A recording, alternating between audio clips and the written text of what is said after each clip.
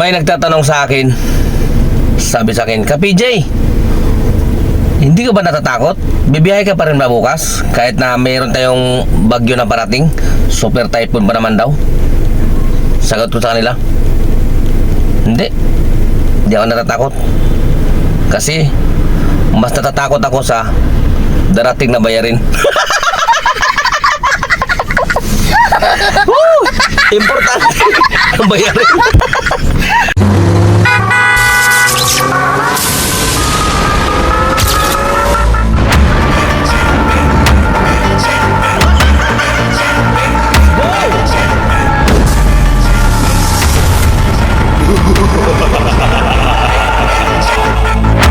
So yan, good morning mga ka-PJ.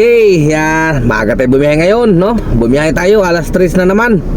Ang earnings pa lang natin na 1,510. At tatlong bookings lang yan mga ka-PJ, no? Dahil pagising natin na nabukingan tayo papuntang Sampaloc, tapos Sampaloc papunta naman ng Binangunan, tapos Binangunan Terminal 3. Kaya ngayon nandito na ako kila Ate Leslie. Kaya na ulit tayo ng almusal mga ka-PJ. Yan ang maganda kapag walang traffic, no?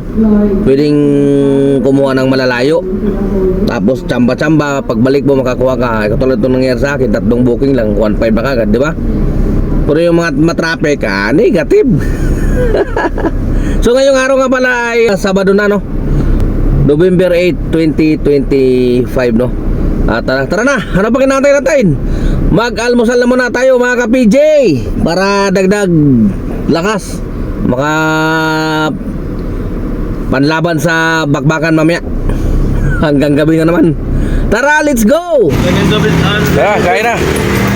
Sabaw na, Juan. Ilupinto na. Bravo, bukaan sa kalamansi.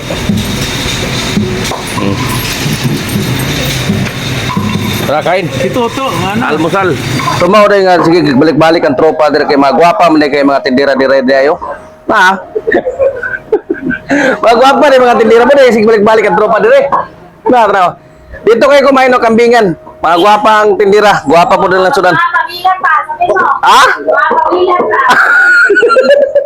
Dito kayo kumain mga sir sa kambingan pag gusto nyo kambing. Pampagana, pampautog pa. Ito kaldereta, oh. Basta lamig ayaw. Lamig ay kaldereta. Gani. Amat ako silang palukan. Ito favorite ako silang palukan eh. Yan, may mong kalate lang dyan. Tapos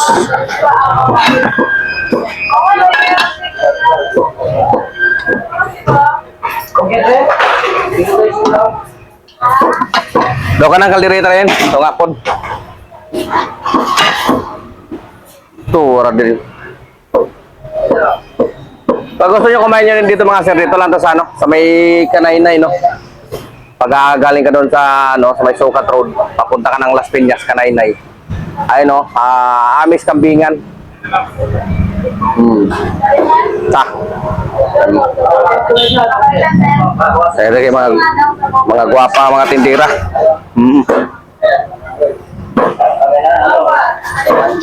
So yan mga ka-PJ, nandito na rin ulit tayo sa Terminal 1. Ayan, oh.